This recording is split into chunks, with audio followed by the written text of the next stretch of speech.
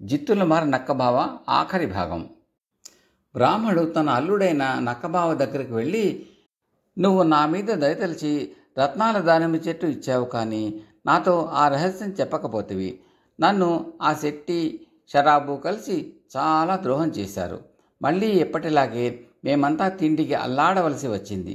నీకు పుణ్యం ఉంటుంది. మాకు రత్నాలు వద్దు, కెంపులు వద్దు.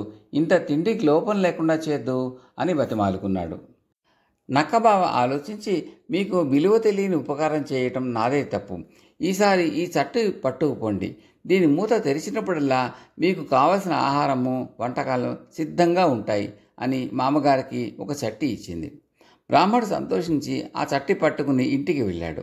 చట్టి మూత తెరవగానే అందులో కమ్మగా తయారైన కూరలు, పప్పులు, పచ్చళ్ళు, భక్ష్యాలు సిద్ధంగా ఉన్నాయి. బ్రాహ్మడి సంసారానికి ఆకలి బాధ తీరింది. ఇలా కొంతకాలం గడిచింది.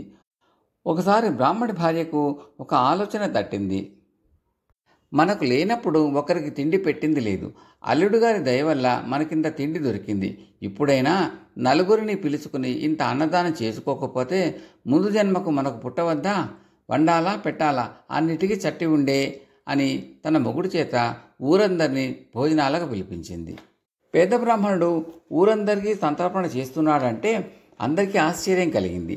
ధనికుల దగ్గర నుంచి తేరగా తిందామని వచ్చారు. పొయ్యిలో నిప్పు కూడా రాజేయకుండా చట్టి మూత తీసి ఊరందరికీ షడ్రసోపేతంగా ఎక్కి తొక్కినట్టు తిండి పెట్టాడు బ్రాహ్మడు. అంతేకాక వచ్చిన అతిథులందరికీ తన చట్టి మహత్వ గురించి చెప్పి దాన్ని తనకిచ్చిన అల్లుడి గొప్పతనం కూడా వేనోళ్ళ అందరి ముందు పొగిడాడు. బ్రాహ్మడి సంతర్పణలో భోజనం చేసిన వాళ్లల్లో రాజుగారింట భోజనాలు చేసిన గొప్పవాళ్ళు ఉన్నారు. వాళ్ళు రాజు దగ్గరికి పోయి, మహారాజా, ఏమని చెప్పాం? మన ఊళ్ళో ఒక పేద బ్రాహ్మణుడి దగ్గర ఒక చట్టి ఉంది. దాని మూత తీసినప్పుడల్లా అందులోంచి అత్యద్భుతమైన వంటకాలు వస్తాయి. వాటి ముందు నలభీమ పాకాలు ఎందుకు? అది నిజంగా తమబోటి ప్రభువుల దగ్గర ఉండదగింది, కానీ ఆ పేద బ్రాహ్మణుడి దగ్గర ఉండదగినది కాదు. ఆ బ్రాహ్మణుడు రోజూ సంతర్పణలు చేయవచ్చు. అప్పుడు మీ విందులకు ఎవరు వస్తారు అని చెప్పారు. రాజు వాళ్ళ మాటలను నమ్మక బ్రాహ్మడి ఇంటికి చట్టిని చూడడానికి స్వయంగా బయలుదేరి వెళ్ళాడు. తాను విన్నదానిలో అబద్ధం ఏమీ లేదని తెలుసుకుని రాజుగారు తన నౌకర్ల చేత ఆ బ్రాహ్మడి చట్టిని తన వెంట తీసుకువెళ్ళాడు. మళ్ళీ బ్రాహ్మడు యథాస్థితికి వచ్చాడు. రెండో పూట తిండికి లేదు. ఊళ్ళో వాళ్లకు సంతర్పణ చేయమన్నందుకు భార్యను తిట్టాడు. భార్య మాట విన్నందుకు తనను తాను తిట్టుకున్నాడు. ఊళ్ళో అందరికీ ఈ విషయం తెలిసింది. నిన్న గొప్పగా అందరికీ విందు చేశాడు, ఇవాళ మింగ మెతుకులేదు అని అందరూ బ్రాహ్మణ్ణి చూసి నవ్వుకుంటున్నారు. ప్రపంచానికి కృతజ్ఞత లేదు. తప్పేది లేక బ్రాహ్మణుడు మళ్ళీ అల్లుడిని వెతుక్కుంటూ బయలుదేరాడు. నక్కబావ దారిలో బ్రాహ్మణ్ణి కలుసుకుని సమాచారం అంతా విని, మామగారు, మీకంటే వెర్రి బ్రాహ్మణ్ణి నేనెక్కడా చూడలేదు. తినడానికి ఇంత ఉన్నప్పుడు నెమ్మదిగా ఉండక మీకు ఈ సంతర్పణలు గొప్పలు ఎందుకు? ఆయనదేదో అయిపోయింది. ఈసారి ఇంకో చట్టి ఇస్తాను. దాన్ని పట్టుకెళ్ళి మీకు అపకారం చేసిన వాళ్ళ అందరినీ శిక్షించి మీ సొమ్ము రాబట్టుకోండి. ఈ చట్టిలో తాడు, కర్ర ఉన్నాయి. మూత తీసినప్పుడల్లా అవి పైకి వచ్చి మీరు కట్టేయమన్న వాళ్ళని కట్టేసి కొడతాయి అని చెప్పింది నక్కబావ.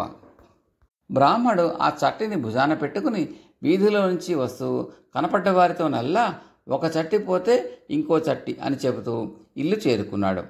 మర్నాడు బ్రాహ్మడు ఊరంతా తిరిగి, మీరంతా మా ఇంటికి దయచేయాలి. మా కొత్త చట్టి ప్రభావం చూసి తీరవలసిందే గాని చెప్పనలవి కాదు అని పిలిచి వచ్చాడు. వెనకటిలాగే అంతా బ్రాహ్మడింటికి వచ్చారు. బ్రాహ్మణి ఆహ్వానం అందుకుని రాజుగారు కూడా వచ్చారు. అందరూ పంక్తులు తీరి కూర్చున్నారు. రాజుగారికి ఉన్నత ఆసనం వేశారు. బ్రాహ్మడు చట్టి తెచ్చి అందరి మధ్యలో పెట్టి మూత తీసి అందరికీ తిన్నన్ని వడ్డించు అన్నాడు. అంతే, వెంటనే చట్టిలోంచి అంతులేని తాడు బయటికి వచ్చి అందరినీ గట్టిగా కట్టేసింది. కర్ర వచ్చి ఒక్కొక్కరిని చచ్చేట్టు కొట్టసాగింది. అందరూ కుయ్యో మొర్రో అని ఏడవసాగారు. రాజుగారి వంతు వచ్చినప్పుడు బ్రాహ్మడు, నా చట్టి నాకు ఇస్తావా అని అడిగాడు. ఆ దెబ్బల బాధకు తట్టుకోలేక రాజుగారు వెంటనే తన భటులను పిలిపించి చట్టి తెచ్చి బ్రాహ్మడికి ఇప్పించాడు. శెట్టి వంతు వచ్చింది. కర్రను చూస్తుండగానే శెట్టి పైప్రాణాలు పైనే పోయాయి. నా రత్నాల రాసులని నాకు తిరిగి ఇస్తావా లేదా అన్నాడు బ్రాహ్మడు. శెట్టి ఇస్తాను బాబో అని ఏడ్చాడు. కంసాల్ని కూడా బ్రాహ్మడు శిక్షించి తనను దోచుకున్న వారికి, వేళాకోళం చేసిన వారికి కూడా బాగా బుద్ధి చెప్పాడు. బ్రాహ్మడి కష్టాలు గట్టెక్కాయి. ఇప్పుడు బ్రాహ్మడు పూరి గుడిసెలో ఉండటం మానేసి అష్టైశ్వర్యాలతోనూ తులతూగుతున్నాడు. అయితే బ్రాహ్మడికి ఒక అనుమానం వచ్చింది. మనకు ఇంత ఉపకారం చేసిన అల్లుడు సామాన్యమైన నక్క కాడు.